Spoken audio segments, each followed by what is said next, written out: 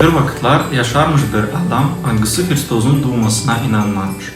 Kolada yortusu ona dini bir büyük fikirsizlikmiş. Kendisi o iyi yürekliymiş. İnsana çok iyilik yaparmış. Kendi karısını hem uşaklarını severmiş.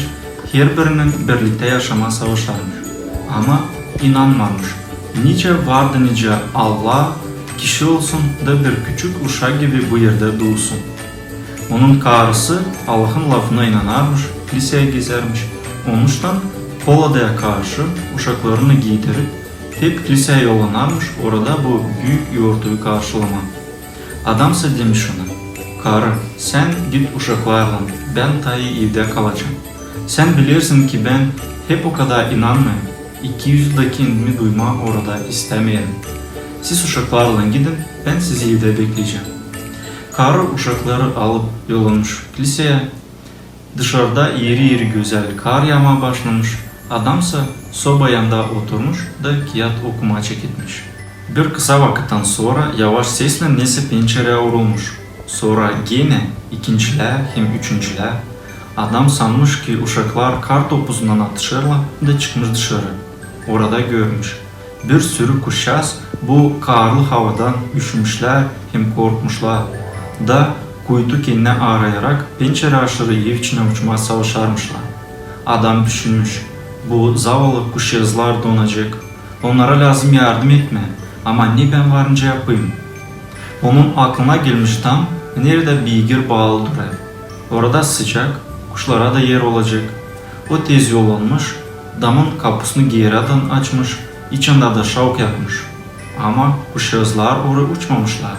O zaman o düşünmüş, bu kuşağızları lazım bir şeyle teklif etme.